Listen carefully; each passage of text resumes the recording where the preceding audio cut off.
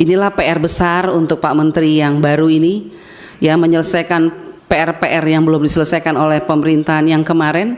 Dan tujuan kita semua adalah pendidikan bermutu untuk semua betul-betul tercapai dengan baik. Oleh sebab itu Pak, sekali lagi saya mohon perhatikan angka-angka putus sekolah dan anak-anak yang tidak sekolah ini. Yang berikut Pak, saya juga mau sangat setuju dengan asta cita Kabinet Merah Putih. Semoga ini betul-betul bisa memperkuat pembangunan sumber daya manusia khususnya daerah 3T. Lagi-lagi 3T Pak. Ya, karena memang semua program baik, semua anggaran kita setujui, tapi yang terjadi adalah selamanya daerah 3T tidak bisa menikmati apa yang selalu dibangga-banggakan oleh kita di pusat. Contoh saya sudah katakan tadi, salah satunya sarana prasarana. Kemudian kesejahteraan guru-guru Pak. Ada sertifikasi guru, tetapi ada juga sertifikasi yang ditahan-tahan oleh pemerintah. Saya tidak tahu pemerintah pusat atau pemerintah daerah, tapi kayaknya itu pemerintah daerah. Nah, artinya saya mohon ketika program ini dijalankan, tolong juga pengawasannya ditingkatkan Pak. Ya, apapun yang Bapak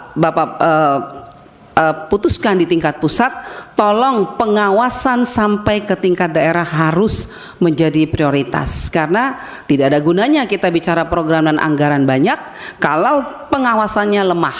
Nah, ini yang terjadi selama ini. Kemudian saya juga mohon Pak, ketersediaan guru-guru di daerah pedalaman. Masih banyak daerah pedalaman yang tidak ada guru karena terlalu jauh. Dan ketika saya tanya, ada beberapa guru yang betul-betul memang luar biasa, mereka walaupun di pedalaman tapi mereka mau mengajar melewati jarak yang terlalu jauh, berkilo-kilo, ratus kilo, lewati sungai, lembah yang cukup curam, tetapi mereka menjalan. Maksud saya adalah tolong juga diperhatikan kesejahteraan guru-guru di tingkat pedalaman. Mungkin gajinya tidak bisa disamakan sistem kinerjanya Pak. Guru-guru yang di kota masa disamakan dengan guru-guru yang mengajar di pedalaman.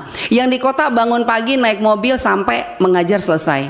Tapi yang di pedalaman mesti naik perahu, turun lembah, segala lewat sungai, lewat apa? Kalau kita NTT mengatakan lewat kali yang besar. Mesti tunggu kalau musim banjir, mereka mesti tunggu dulu. Kadang-kadang ada guru yang hanyut terbawa banjir. Maksud saya beri penekanan kepada guru-guru yang di pedalaman. Apa yang kita mau melakukan untuk mereka? Paling tidak ada perhatian pemerintah secara khusus untuk mereka di pedalaman. Paling tidak diberi reward atau apa Pak? Mungkin gajinya dibedakan dengan guru-guru yang enak-enak saja di kota. Artinya kalau guru-guru di kota kan tinggal jalan, tapi di sana itu susah sekali. Nah, saya mohon penekanan itu Pak. Kemudian saya juga minta kita masih tetap mesti memberikan keadilan kepada guru-guru swasta. Sampai saat ini Bapak, guru-guru swasta masih tetap berteriak mohon keadilan karena mereka juga sudah mengajar anak bangsa cukup lama, tetapi ketika mau bicara soal P3K mereka tetap dibedakan. Ternyata ketika kita melihat bahwa ada di Permendagri 348.5 bahwa setiap guru-guru yang akan mengikuti P3K mesti mendaftar melalui instansi pemerintah. Nah, jadi ketika mereka daftar di sekolah negeri, maka ketika mereka lulus, mereka harus mengajar di sekolah negeri. Nah, bagaimana dengan sekolah swasta yang awalnya mereka mengajar di situ, tapi mereka tidak bisa kembali ke sekolah itu. Nah, ini menjadi kekosongan di sekolah-sekolah swasta.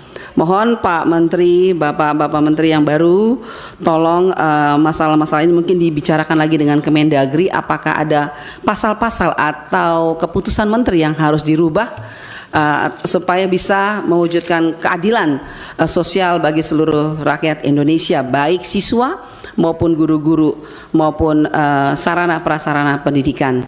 Kemudian saya juga mohon Pak, semoga pendidikan untuk semua, pendidikan bermutu untuk semua ini, terutama layanan pendidikan inklusif. Bapak Ibu, di pedalaman banyak anak-anak yang tidak bisa bersekolah Pak, karena orang tuanya takut anaknya diperkosa di tengah jalan. Terlalu jauh jarak antara sekolah dengan tempat tinggal mereka. Akhirnya orang tua siapa yang mau melepaskan anaknya kalau pergi sekolah ternyata diperkosa di jalan. Nah, ini harus menjadi perhatian kita semua, karena bagaimanapun mereka adalah anak bangsa yang tidak bisa kita lupakan. Walaupun mereka di pedalaman, tapi mereka punya hak yang sama karena ada undang-undang yang melindungi mereka. Jadi saya mohon Bapak Menteri yang baru betul-betul memperhatikan baik guru maupun siswa-siswa, anak-anak yang ada di daerah-daerah pedalaman, Pak. Karena mereka juga mempunyai hak yang sama untuk mengecam pendidikan di Indonesia yang kita cintai ini. Kemudian untuk terakhir, sekali lagi Bapak Ibu, mohon juga untuk saya senang mendengar berita bahwa akan kembali ke ujian nasional. Ya, betul sekali kata saudara saya tadi mengatakan ini jangan terburu-buru, tetapi saya yakin pasti Pak Menteri bisa memberikan keputusan yang terbaik, karena memang kenyataannya sekarang banyak anak SMP, SMA lulus tetapi tidak tahu membaca. Literasinya jelek sekali. Nah, ternyata saya tanya, kenapa ya? Kok anak-anak tidak pintar tapi lulus? Ternyata katanya, kalau saya nggak salah ya, saya nggak tahu nih, ada Bu Sekjen. Katanya kemarin itu diharuskan wajib lulus. Apakah itu benar?